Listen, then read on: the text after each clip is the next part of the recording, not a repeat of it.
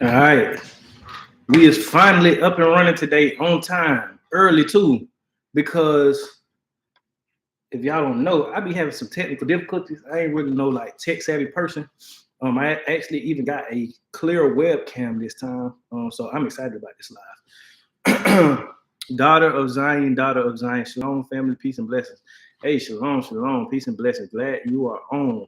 Look like we got two people on already. Two people already like the video. I appreciate that. I appreciate y'all for sure, man.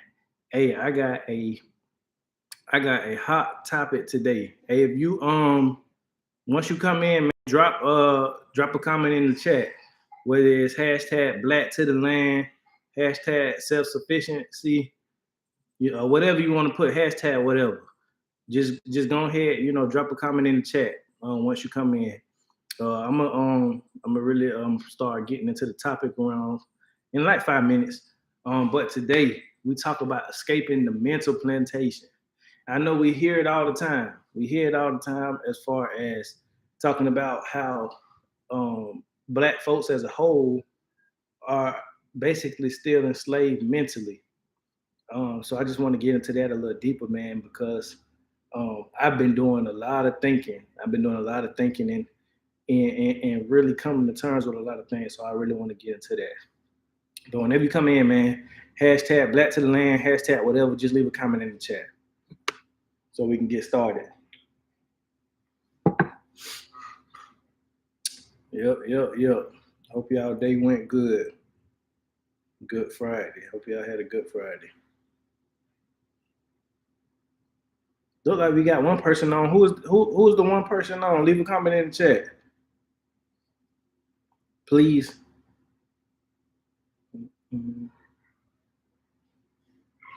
Man, I got some goat meat cooking.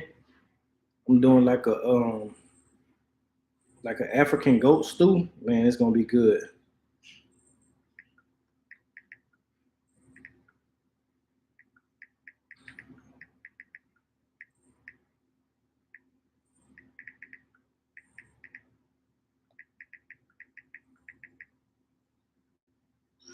What's going on, family? If you just coming in, drop a comment in the chat.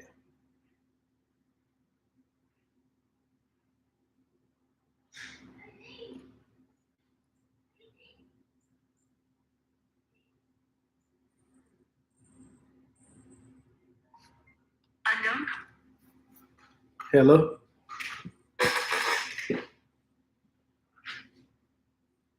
Hello.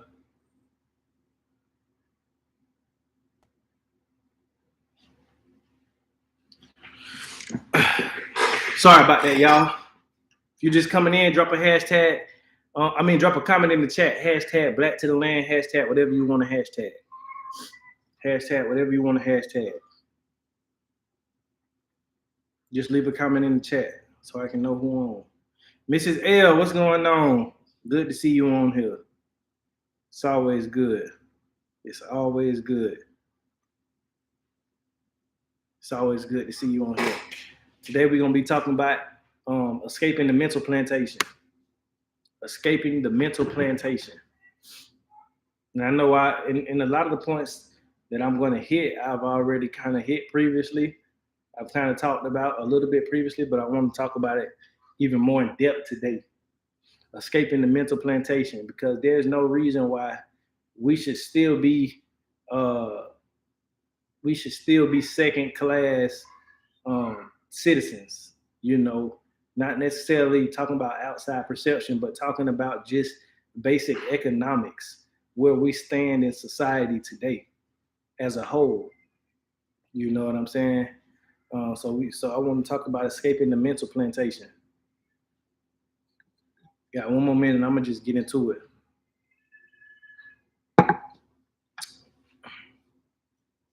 Man, I was actually watching a video earlier um by a guy named Charleston White. I don't know if you guys follow him. I know he's kind of like a controversial character.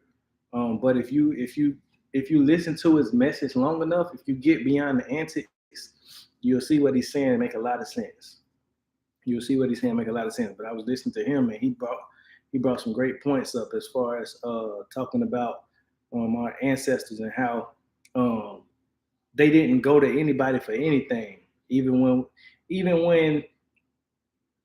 were newly freed slaves. You know what I'm saying? We didn't go to the system, or we didn't go to the government, to the white man for X, Y, and Z. We went and did our own thing.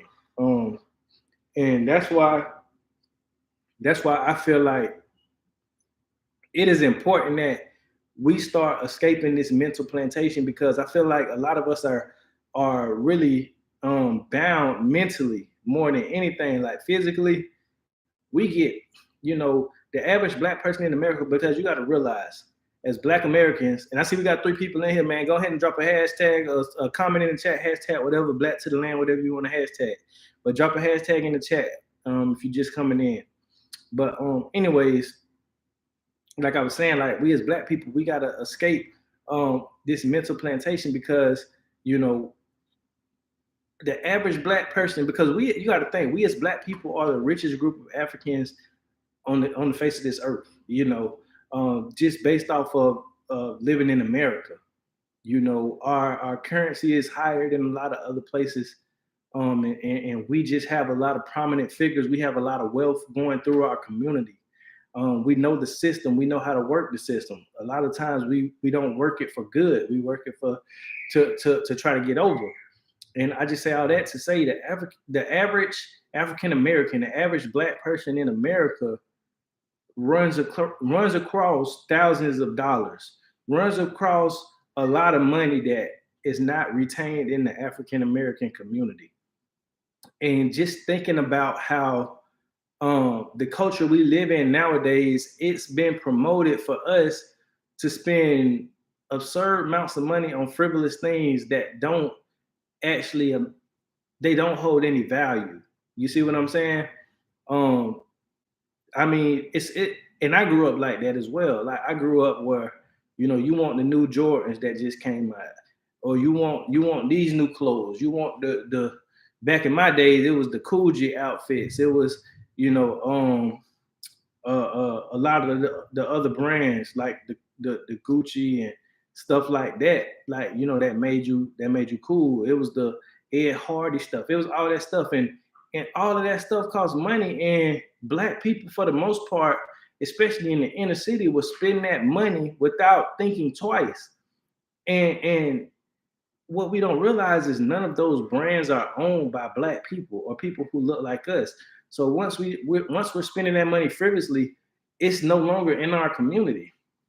And I'm just thinking about that, because there's no reason why we should be in the situation that we're in today. There's no reason why we should still have impoverished communities like we have. And don't get me wrong, I understand the history. I understand the war on drugs, and I understand, the crack epidemic, and I understand all that. I understand that. But here's the thing, we still have this right here. We still have a brain to think. But it seems like we don't, because we act so robotically. Like it's like it really makes me mad. But every election year that comes up, and not to get into politics, but I just want to make this point. Every election year that comes up, the party that literally does nothing to benefit us already assumes they're going to have our vote. They just know that they're going to have our vote. And guess what? They end up getting our votes because they know how to play on us. You see what I'm saying? Because we haven't escaped up here yet. We're still bound mentally. You know what I'm saying? And we have to escape this mental plantation. We have to say, you know what? We have more than enough resources to make a Black Wall Street. We can make a Black Wall Street in every Black city, Black majority city in the United States. We can make a Black Wall Street. We have more than enough resources. But the thing that we are lacking is the mental capacity, is the brain behind the operation. That's the thing that we're lacking. And we're lacking it for so many reasons. We're lacking because of division. We're lacking because of distractions. We're lacking because of fear. We lacking because we spend frivolously. We're lacking because of a lot of different things. A lot of different things. It's the whole kill the mind, keep the body. That's what it is. If you're just coming in, drop a comment in the chat, please. But it's the whole keep the mind, kill the body type of thing. Because there's no reason why us as black people, hey, L&L Honeycomb Homestead, good to see you. But there's no reason why we as black people, why we as the richest group of African descendant people are still at the very bottom. One of the major things too, and I have to speak on this because this is the foundation. One of the major reasons why we're at the bottom of the bottom and why we're not more economically advanced is because our nuclear family isn't in order. This baby mama, baby daddy culture has been so normalized. Dysfunction has been so normalized in our community that there are very few two-parent households raising children. There are very few black husbands and black wives. Well, compared to the masses of numbers, compared to what's publicized, there's very few black married couples raising black children compared to all of the other demographics. Because we got people in the alphabet community, we got people who divested and they date outside the race, and then we got the baby mama, baby daddy culture. We got all of that. So our foundation isn't even right. We have to get the nuclear family right first off. That's how we escape the mental plantation, because the mental plantation has us so divided right now. Like there's a war of genders.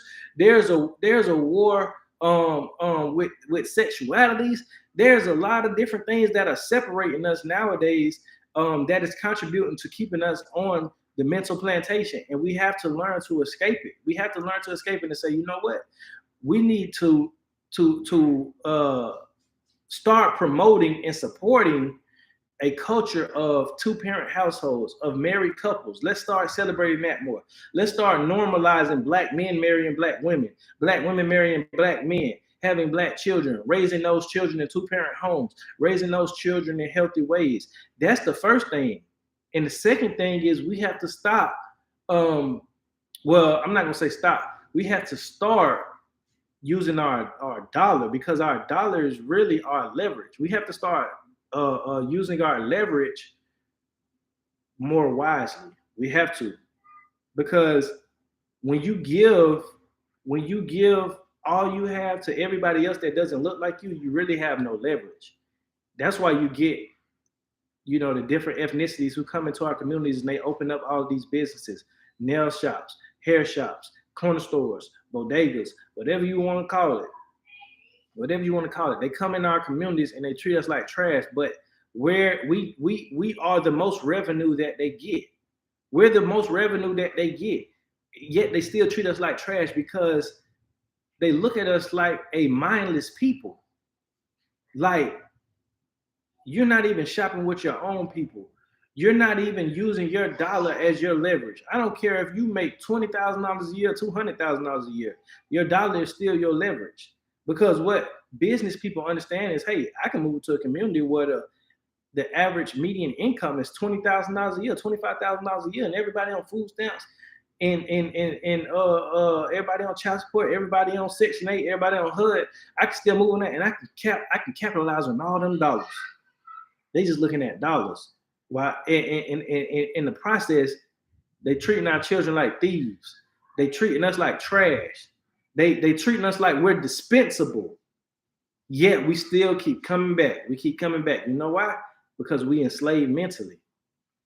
Why is it that our newly free ancestors accomplished way more than we would ever accomplish today, when they had every excuse to quit and we have none?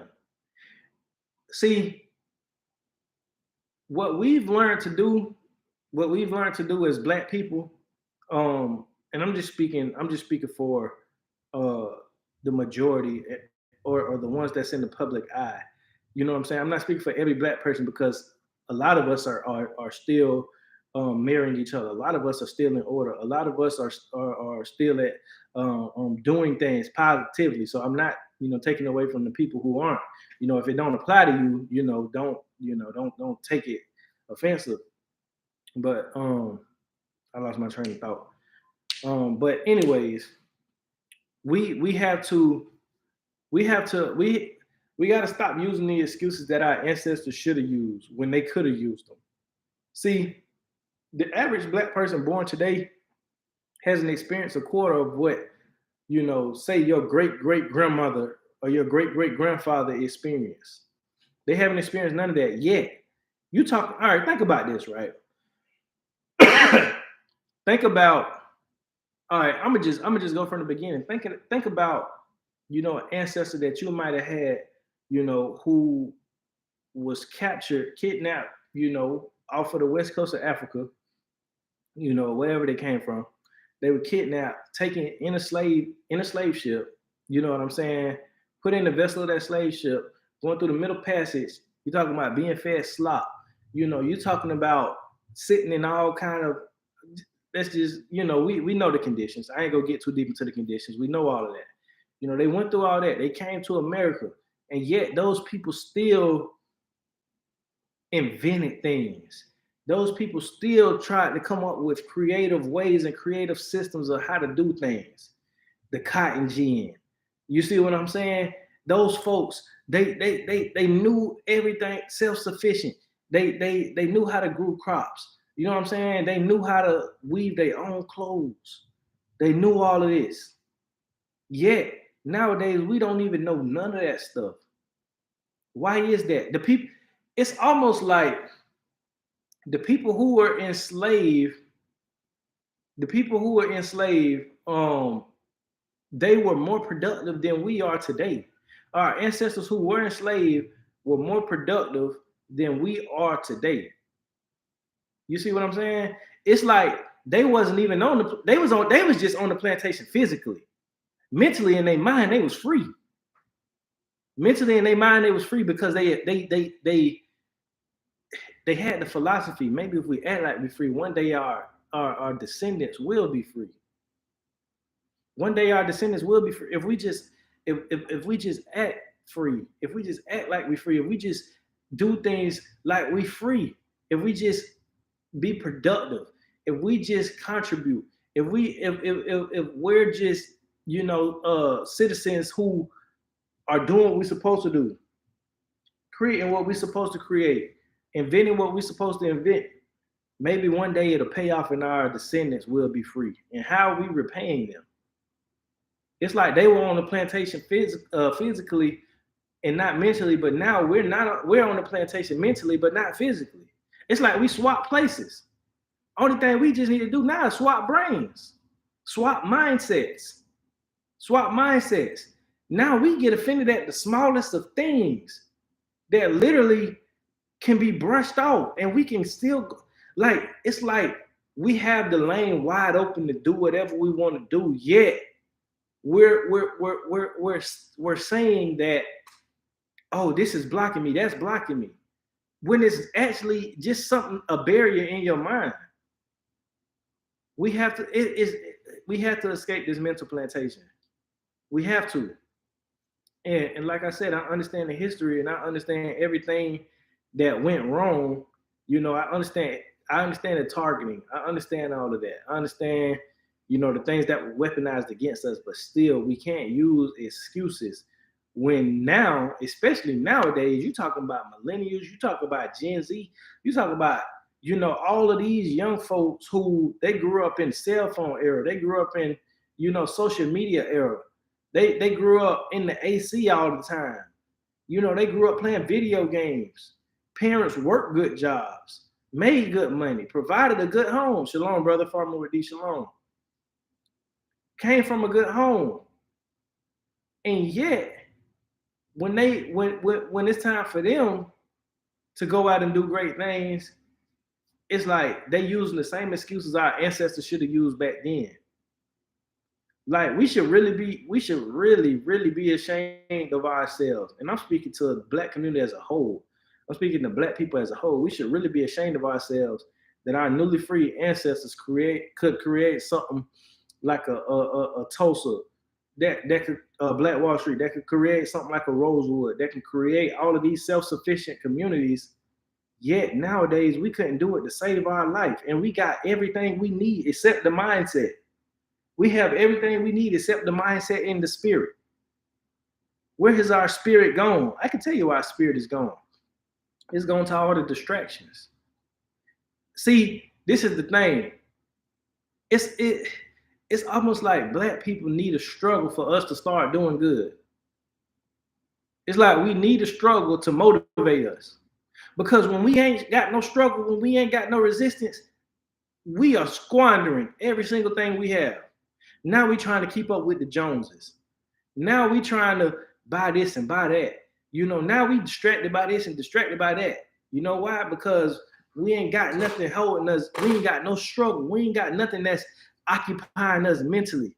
That's pulling us in the direction of greatness. We have nothing like that. Nowadays, there's no excuse for us to not have the next Black Wall Street. And people say, "Oh, look at Atlanta." Okay, look at Atlanta. So, okay, Atlanta. Don't get me wrong. I ain't gonna take nothing from Atlanta. Atlanta definitely, is doing a lot of great things with Black businesses. But at the same time, Atlanta still has some of the worst slums in America. It's like the haves and the have-nots. Black people were never like that, to a certain degree. Not like it is today. Now, of course, you had, the house versus the field, Negroes and all that type of stuff. Yeah, that's true. But at the same time, there was still more unity back then. Because you know why it was more unity back then? You know why Black people stuck together back then? Because a white man didn't care if you made X amount of dollars or you didn't make X amount of dollars. You still was called, I ain't gonna say that, I ain't gonna say it, because I don't want YouTube to be tripping or nothing like that. But you still looked at as an end. You still looked at as that. You see what I'm saying? It didn't matter. So guess what? Black people stuck together more back then. Even the elitists, even the more elite of Black people, they still live in the community. Whether they was physicians, whether they was lawyers, whether they was whatever. Now, of course, you had some who, felt uppity and they left or whatever case may be. But for the most part, all of our people stayed together. We stuck together. But it's like soon as the pressure was released, it's like now we got everything to be divided about. And everybody else is capitalizing except us. Everybody. The life we living right now, I'm gonna say this, and I heard somebody say, I heard Charleston White say this. He said, the life we living right now, the things we have right now is everything our ancestors deserve. We don't deserve this. We don't deserve the comfort. I don't deserve the comfort of just making this video, on the laptop, talking to, a group of people in a house filled with AC where I know where my meal's coming from, where I ain't worried about nobody coming to lynch me. I ain't worried about, nobody coming to take what I got, what's rightfully mine, what I earned. Excuse me, I just wiped something in my eye. I ain't got to worry about none of the stuff my ancestors had to worry about. Yet they're the ones who fought for this. We should be ashamed that we're living the life that they deserve to live. Yet, how are we repaying them? Excuse me, I got. You know what that is? That's that pepper. I was cutting up a pepper and I just wiped my eye. It's all good. But we are literally living the life that they deserve to live, that they fought for, that they toiled for. I promise y'all I ain't crying. Dang, that pepper burning my eye. G Mama Grows, hashtag Black to the Land. Good to see you on G Mama Grows. Whew, that pepper burnt my eye, y'all. That's the habanero. I'm cooking the African recipe, and I was cutting peppers and stuff. I forgot I had it on my finger still. But we are literally living the life. We're literally walking in the things that they fought for, that they died for. Think about that they shed blood for. We're literally walking in those things. And what are we doing to repay them? And see, I'm going to tell you something. This is a misconception that we got as Black people. We think, and not even black people, but just people in general, we think that you got to have a lot of people to make a great impact and make a great movement. When you don't, you just need a little bit of dedicated people, a little bit of dedicated people that all support each other. Because guess what? The masses will follow. The masses will follow whatever is productive and effective. The masses will follow it. So if we created, like I saw a group of black people up in North Georgia, Atlanta area, the outskirts of Atlanta, and they bought, I want to say, a couple hundred acres, and they said they're going to build a city. Guess what? That was maybe like 5 or 6 families who all put their money in. They all put their money in and bought this land. That wasn't a lot of people. That didn't take a lot. That didn't take the Jay-Z's, and that didn't take the Oprahs, or none of the black billionaires or the black millionaires. That didn't take none of them. It took 5 families, and they bought hundreds of acres. And now they're working on developing a new city. That literally does not take a lot of people. So why do we think it takes a lot? It don't take a lot. In order to build the next Tulsa or Tulsa 2.0, because we want to do it better, we want to do it more effective.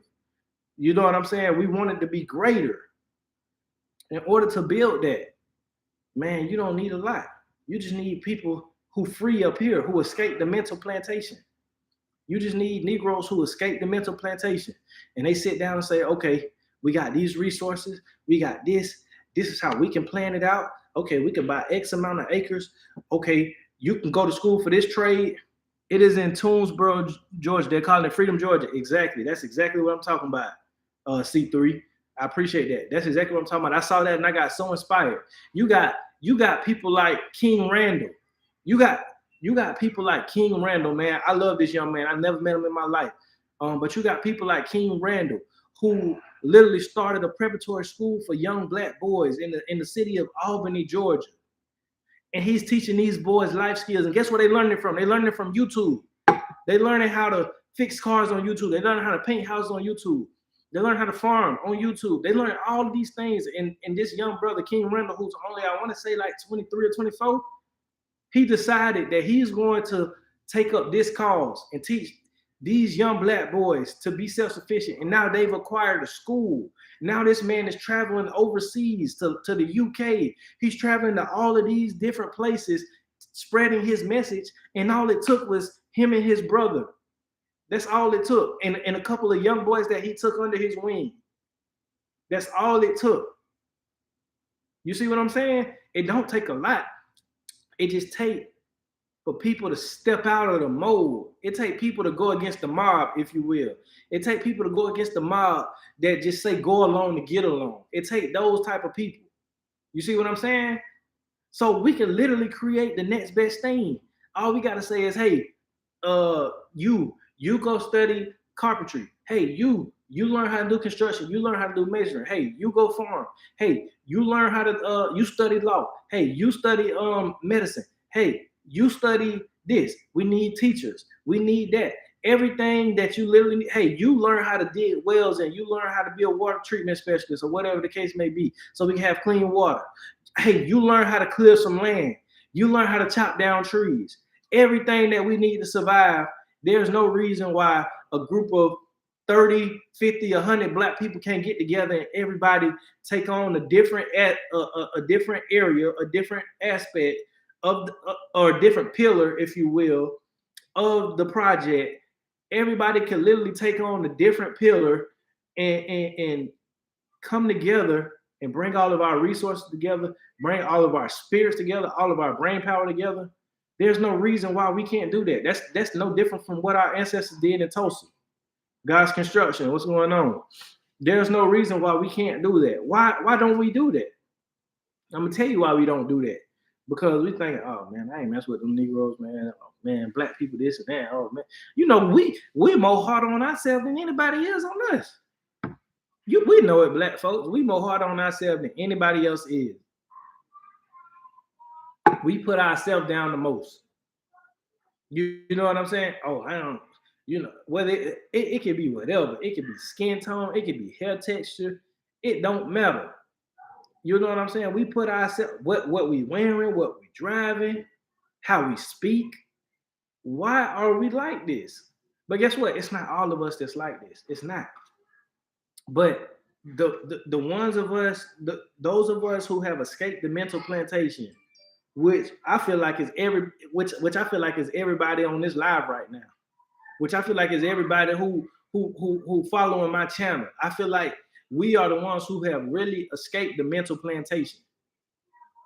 We always thinking somebody get us out. Exactly. Stop thinking someone trying to take advantage. We always thinking somebody out to get us. We always thinking that. We don't trust each other. But we will go to the next ethnicity and we would trust them with open arms. And don't get me wrong, I know why that is. It's a lot deeper reasons for why it is, but that's still not an excuse. A reason is not an excuse. Let's hit that. Let's hit that point. A reason is not an excuse. Just because we have reasons for feeling how we feel, just because we have reasons for why we do things, doesn't make it an excuse and doesn't justify it and make it right. We got to stop doing that.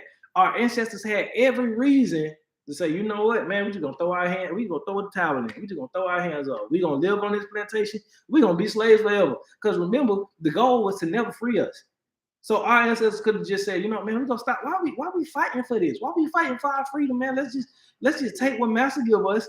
Let's just, work for this, and we can stay in our slave quarters. It's comfortable. Master ain't whooping us every day. Why we still trying to run away? Why we trying to do this? Why we trying to do that? They could just throw their hands in the air. They had every reason to. But nowadays we have no reason to, and yet we're doing that. We throwing our hands in the air. Oh man, I would go do this. I would go to this college, but you know how the white folks be, man. You know how the white folks ain't even think about you. They're not even thinking. You are the one who thinking like that. I love that. A reason is not an excuse. I got to use that one, King.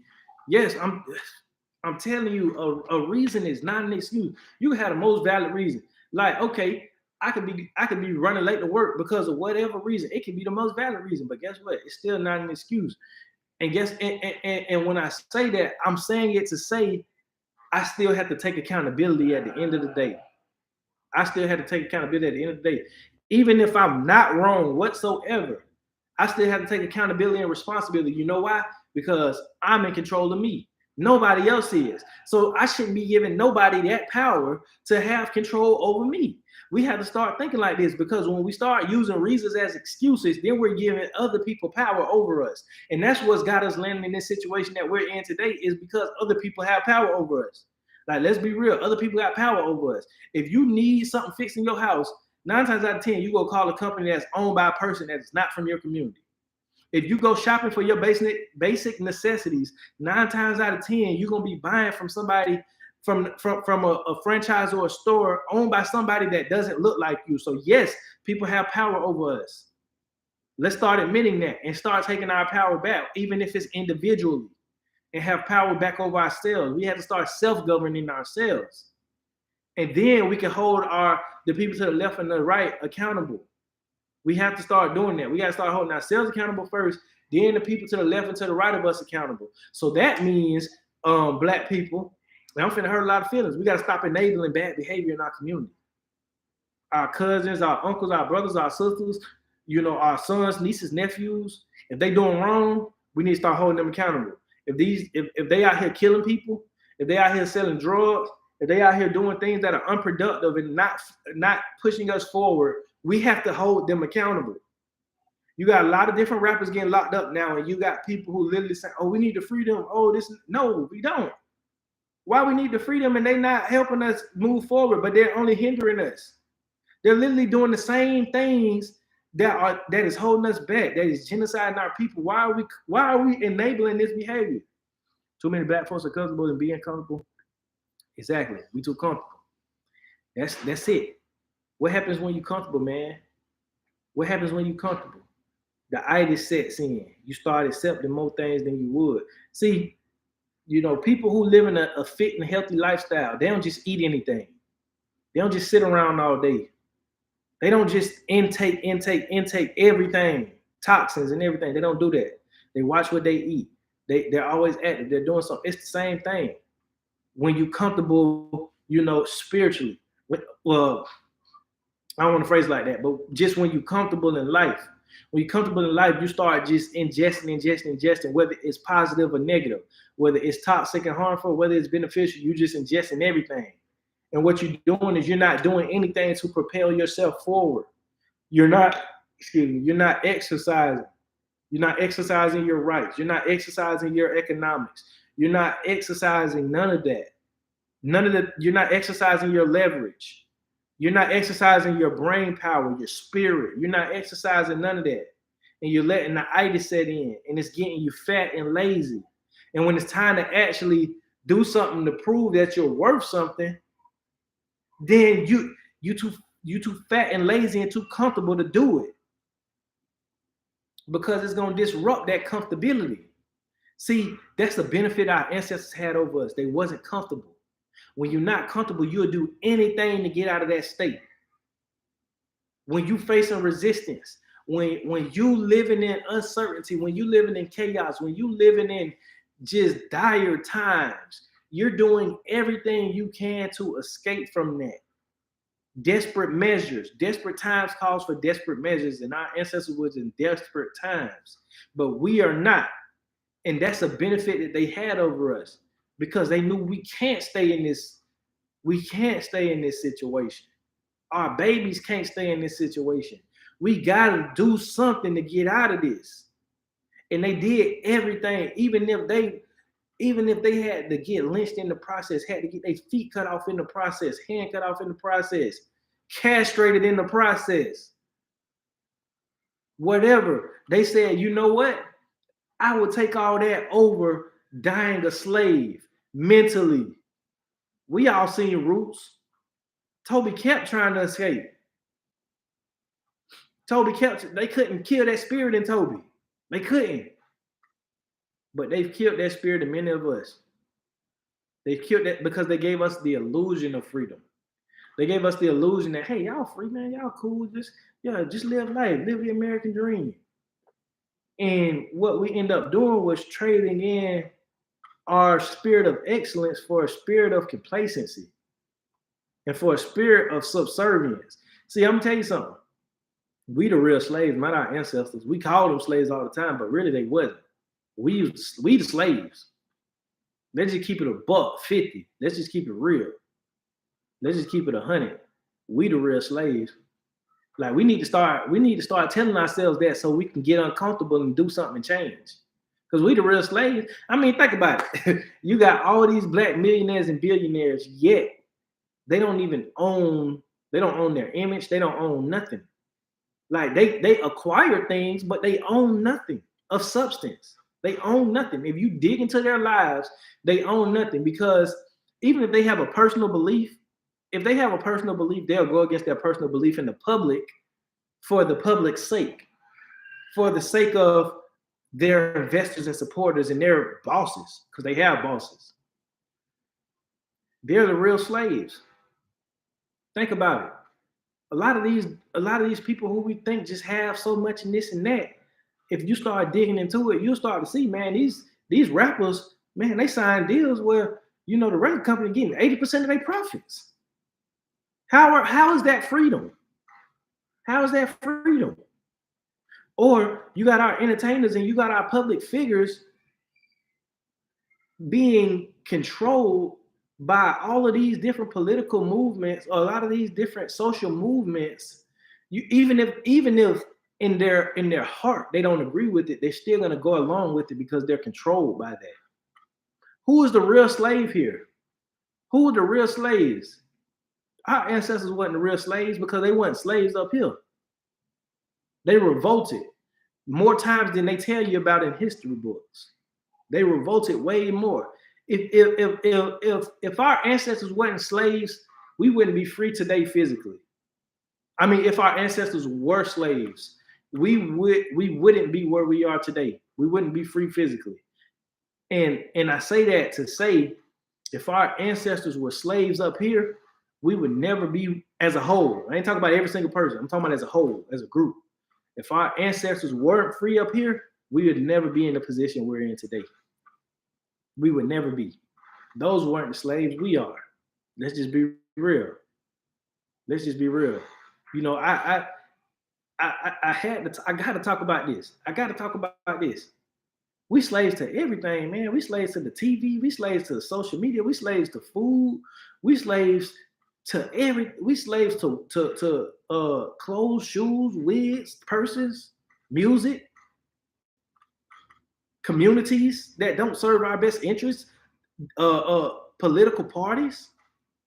What doesn't control us? That's the question. I can think of a million things that do control us, but I can't think of one thing that doesn't control us. Productivity don't control us. Well, the more positive things don't control us. So it's time. It's time to escape the mental plantation. And I'm just mainly talking to us who on here today. Yes, indeed. I'm so thankful for you telling the truth. Yes, indeed. Yeah, I'm because guess what? We all like here in this setting right here. We're all like-minded. We could talk like this. We could come to this realization. You see what I'm saying? I really want this to go out to people who ain't thinking like this, because we all thinking, oh, black excellence, this and that. How are we black excellent? And I get so used to talking in my ebonics, I be able to correct myself sometimes. But we are so used to saying, oh, black excellence, this and that. But the very thing that makes us excellent is not even normal in our community, which is our family structure. That's what makes black excellence, if you want to be real. Like, I don't care about what any other community got to say. I don't care what the alphabet community got to say. I don't care what the feminists. I don't care what none of that. I don't care. The thing that should be making us great, or the thing that makes us great, isn't even normal in our community no more, or it isn't publicized. It isn't publicized, which is the nuclear family. The nuclear family: man, God, man, wife, children. That's what makes us great. Not obtaining a piece of paper, a certificate saying you completed something. Not making $1 million. See, we made money our idol for so long because we never had it. We made the things that came with the American dream our idol for so long because we didn't have it. Because we were lacking in it. And when we got it, we praised it. Not realizing this is just a tool. This shouldn't be the center. This is just a tool. This shouldn't be the center. The center should be order. That's why, see, you can say anything about white people, you can say anything about Chinese people, you can say anything about Indian people, Pakistani people, Middle Eastern people, you can say anything about any other people, Mexican people, you can say anything about them, but what you can't say is that they are not in alignment and in order. What you cannot say is that they don't have the basics down pat, which is the nuclear family, because they do. That's why they're over us. Because we don't even have our foundation solid. We don't. You got women running around here thinking they don't need men, and you got men running around here thinking they don't need women. Around here, let me speak properly. You have men running around here thinking they don't need women, and you have women running around here thinking they don't need men. And you have women who are running around here thinking, oh, I can raise children by myself. And you have men thinking, oh, this child doesn't need me in their life. They got a strong mother. That's absolutely wrong. That's absolutely wrong, because what we are doing is we're fostering in a new generation already at a disadvantage. Our children are already at a disadvantage from birth because they come from dysfunction. And I can firsthand attest to that. I grew up at a disadvantage because my mother and father weren't married. And every single statistic, I was prone to every single negative statistic there was for young black males at that time. And I fell into some of them. You see what I'm saying? So the thing that makes us excellent is what we should start praising. And for the small minority of us who actually have escaped the mental plantation, we have to stop being quiet. Excuse me. We have to stop being quiet while we watch our brothers and sisters remain in ignorance and spew out ignorance. We have to start. First thing we could do. First thing we could do is speak out in disagreement. See, you don't always have to correct people. Just stating that you disagree is enough to let them know what side of the field you stand on. See, because our problem is black folks, we got that no snitching policy. We got that mind your business policy. And that's killing us. That's killing us. Like, no, I'ma just be real with you. I find myself doing this all the time. When somebody say something I don't agree with, family or not, friend or not, I be like, oh, bro, I disagree with that. Respectfully though, because I recognize they still on the mental plantation when they just start spewing out ignorance and they just start spewing this and that, these different rhetorics. I let them know where I stand, and guess what? When you don't enable and when you don't what's the word I'm looking for? Basically, when you don't, sit and accept that, I guess that'll suffice. That word suffice.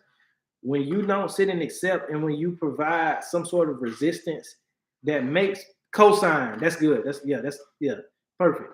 When you don't sit and cosign, and when you let it be known that you don't disagree, you ever notice, especially if you do it in a respectful way, because I'm all about respect. When you do it in a respectful way and you don't cosign and you state your disagreements, the tone of the conversation changes. Because one thing you got to learn about people who are ignorant is they are confident in their ignorance. But when their ignorance is challenged, the tone of it changes. Now you got a few people who will just ride to the death of it. But for the most part, what I've experienced is when I state my disagreement, people start to kind of try to justify their point as well as acknowledging where I come from. And it makes them think. We got to start making them think. We got to start making people think. We got to start making people think by telling them, hey, I don't agree with that. Hey, you're wrong with this. Hey, you see what I'm saying? Because if not, if you just sit and enable, if you just constantly enable, they're going to get so far into their foolishness and ignorance that it's going to destroy them. And they're going to look back at the people who should have been telling them to do right and say, why y'all didn't tell me? Because most people don't even know they're ignorant most of the times. Neo didn't know he was ignorant until he got that experience where they was like, hey, red pill or blue pill? Blue pill, you could take this pill, go back to the way it was, you forget everything. Or you can take this red pill and you can start to learn what this matrix really is. You see what I'm saying? So we have to stop co-signing. We have to stop enabling toxic behaviors and negative behaviors that's only hindering us. And when people sitting here talking about, whatever the rhetoric is, oh, I'm independent, I don't need a man. Or you got men who, they oh man, I don't care about going to jail. I don't do it. Whatever ignorance. Hey, bro, I disagree with that. I disagree, bro. Like you tripping. We gotta start telling people, bro, you tripping. You wrong. Man, go pick your daughter up. Go pick your son up, man. Humble yourself. Be in your kid's life. Man, I got a homeboy. I'm just telling a personal story. I got a homeboy who I'm real close with. You know what I'm saying? And he got kids and everything like that. And he was telling me about a situation where him and the mother of his children was getting into it, and he was like, I told her I wasn't gonna give her no child support or give her no money for the kids because she was doing this and that. And I was like, bro, you wrong. I don't care what y'all go through. Kids don't suffer. You as a father, your responsibilities are not absolved because you're in a disagreement with the mother who you laid down to have these children with. Take care of them children, bro. Send that girl some money. I don't care what she's saying to you. I don't care if she go spend it on whatever. It's your duty as a father to take care of your children. I told him that straight up. Because I ain't gonna sit here and be like, oh, bro, yeah, oh, man, yeah, she was tripping, bro. I don't blame her. No, I ain't finna do that. Because then you got a child that suffers in the end. And then you got a child that grew up with a complex. And you got a child that contributes negatively to society. Why are we enabling foolishness? We have to stop that. We have to start. We have to start upholding a standard, holding people to a standard. I got many cousins in prison. Back in my ignorant mindset, I was like, oh man, I need to free my cousins. Now I'm like, it's a blessing you only got 5 years and you didn't get 20. Go sit down and do your time and think about what you did so you can come back a productive citizen. Straight up. Straight up. You see what I'm saying? We got to stop upholding foolishness. We got to. Because most of our people are on a mental plantation. And see, this is the thing. Sometimes you might have to hurt people's feelings. Just like Harriet Tubman had to hurt certain people's feelings, even had to hurt them physically to get them to freedom. Sometimes you got to hurt people to get them to freedom. That's just as real as it gets. Sometimes you got to hurt people to get them to freedom. Sometimes you got to threaten to kill people. Harriet Tubman had to threaten to kill people to get them to freedom. Like, hey, what you talking about? You finna turn around. Man, hey, man, you better come on. Because you go back and this whole operation failed. You gonna make us as a whole fall because you haven't escaped the slavery mentally. We got to start doing that. We got to start doing that. We got to start hurting some feelings. We got to. We got to start speaking out and not being rude, but being bold in all of it. Respectful, tactful, and boldness. You see what I'm saying? If somebody is sitting here spewing something that's just not productive to our advancement as colored people, or I ain't gonna say colored people, as black people, Negro people, whatever you want to call us, because nowadays they just colored mean anything. You could be from India and be colored. So we gotta stop using that term. We gotta speak specifically to black people, Negro people. You see what I'm saying? We got to stop coddling people. Our parents told us, I know it hurt, but it will help you later. Exactly. I don't like to whoop my kids, but I know I need to sometimes. I know they need it too sometimes. They need it. Just like sometimes we need it. You know, we got to be bold though. You know, everybody on here, and I'm pretty sure most people on here do that. You see what I'm saying? But we got to keep doing that. Like, you know, even if you ostracize, because it's going against what's popular. Once again, it starts at home. We have to get our children out of the school system. They teach our children to have a slave mindset. A lot of the times they do. But we can also say too, social media does, TV does. There's a lot of things that teach us to have a slave mindset, that teach our children to have a slave mindset as well. You know, the school is a part of it. But there's other things that are part of it too. There are even ignorant family members who still have the slave mindset. Teach our children how to have a slave mindset. You see what I'm saying? But like you said, C3, it starts at home. It absolutely starts at home. We got to get our foundation right. That's the first step in escaping the mental slavery. The first step in escaping a mental slavery is getting your foundation in order. And our foundation as Black people is the Black family structure. They understood that, hey, if I dismantle the Black family structure, I'll dismantle Black people as a whole. And that's exactly what they did. But we allowed it too in a lot of instances. In a lot of instances, we allowed it. A lot of instances, it was forced, but a lot of instances, we allowed it. Let's just be real. Let's take accountability. Let's take our power back and acknowledge what we did in it so we can correct it.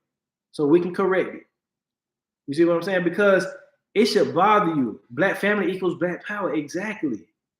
And Black power doesn't mean superiority over anybody or trying to rule over anybody. It just means we trying to rule ourselves and trying to be great in our own essence. You see what I'm saying? That's a misconception.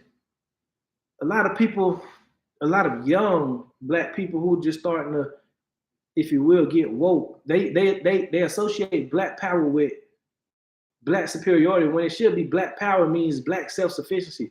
Black power means being the best black people we could be. Being the best us we could be. Not even looking at this or that. Not looking at this race or that race. We just focus on us. That's what our ancestors did. That's what Black Wall Street did. They bought their own little plot of land in Tulsa. They said, hey, this is what we gonna do. A, B, C, D, E, F, G. We ain't competing with the white folks over on across the tracks. We gonna make our across the tracks. We gonna make our side over here across the tracks the best that we can make it. So, hey, brother, you go learn this. Hey, brother, you learn that.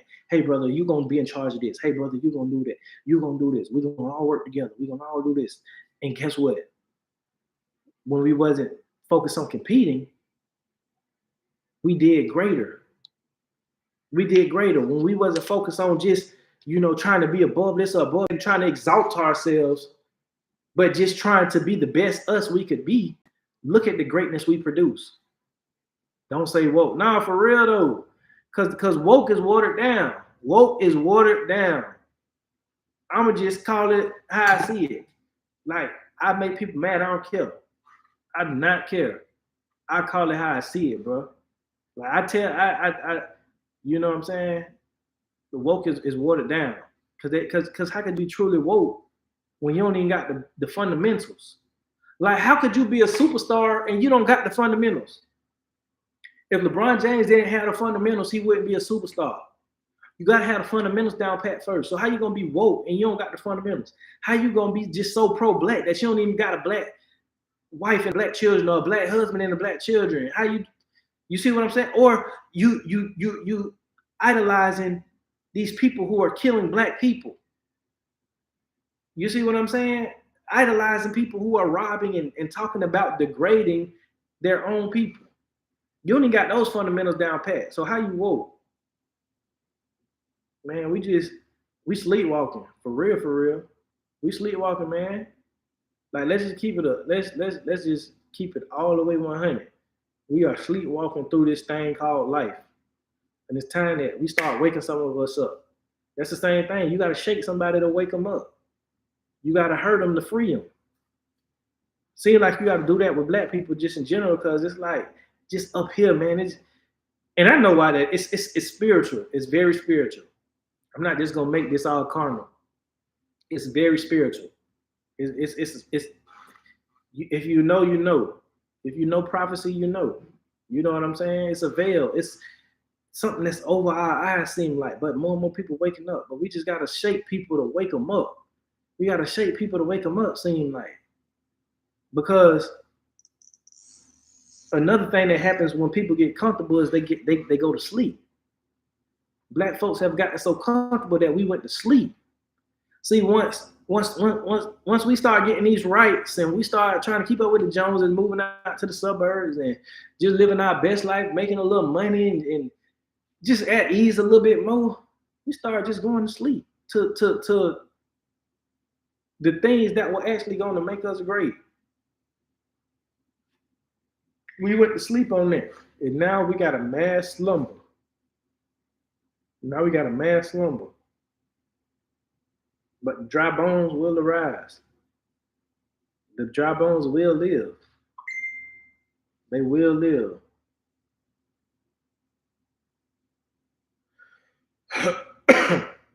You know what I'm saying? But I just want y'all to think about that. Like, in your spare time, really, I want you guys to study our ancestors and to study us today and ask yourself, who is really the slave? And ask yourself, do we deserve the things we have now, or do they deserve it? And since they deserve it and we don't, we should try to be doing it. We should be trying to do everything that we can to repay them for what they went through.